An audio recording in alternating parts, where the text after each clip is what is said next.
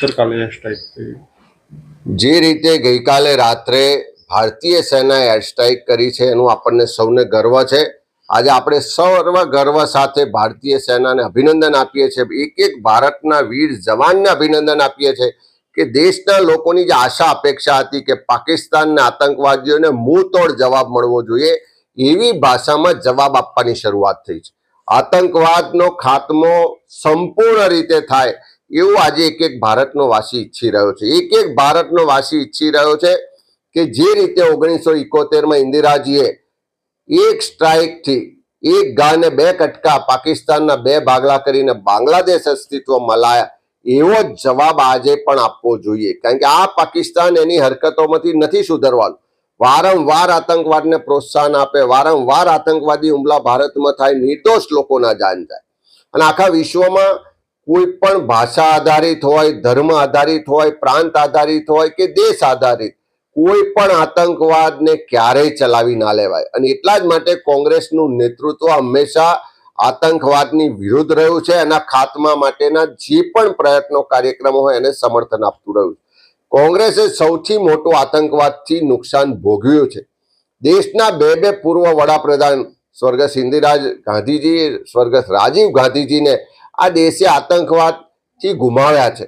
ત્યારે એવા સમયમાં આજે દેશનું નેતૃત્વ કોંગ્રેસે સંપૂર્ણ રીતે સરકારને, સેનાને સમર્થન આપ્યું છે કે આ કપરા સમયમાં દેશની સુરક્ષા મહત્વની છે. રાજકારણ કોઈ કરવાનું ના હોય, તમામ કાર્યક્રમોમાં કોંગ્રેસનો સહયોગ રહેશે. અને જ્યાં સુધી ગુજરાતની વાત કરીએ તો ગુજરાત પણ એક સંવેદનશીલ રાજ્ય છે, પાકિસ્તાનની બોર્ડરોથી જોડાયેલું રાજ્ય છે. ત્યારે ગુજરાતી તરીકે આપણા બધાની સવિશેષ જવાબદારી છે. અમે વિપક્ષ તરીકે રાજ્ય સરકારને, માન્ય મુખ્યમંત્રીશ્રીને આશ્વસ્ત કરવા માંગીએ છીએ કે સરકાર લોકોની સુરક્ષા માટે, સરહદોની સુરક્ષા માટે, સેનાનું મનોબળ વધારવા માટે, સેનાને સહયોગ માટે જે પણ કાર્યક્રમો કરશે એમાં સંપૂર્ણ રીતે અમારો ટેકો રહેશે, અમારો સહયોગ રહેશે.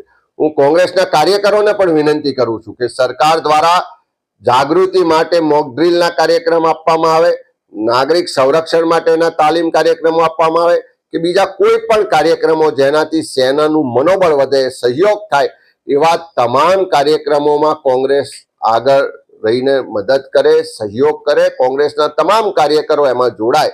અને સરકારને પણ વિનંતી છે કે સંપૂર્ણ રીતે એના માટે આગળ વધો.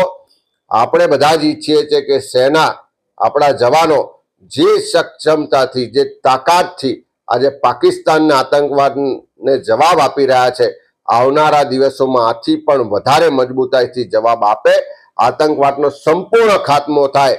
પાકિસ્તાન ફરી ક્યારેય ભારત સામે આંખ ઊંચી કરીને જોવાની કે આતંકવાદને પ્રોત્સાહન આપવાની હિંમત ના કરે, એવો જવાબ મળવો જોઈએ. અને એના માટે આખો દેશ આપણી સેનાની સાથે છે. આ એક એક ભારતવાસી આજે સેના પર ગર્વ લઈ રહ્યો છે.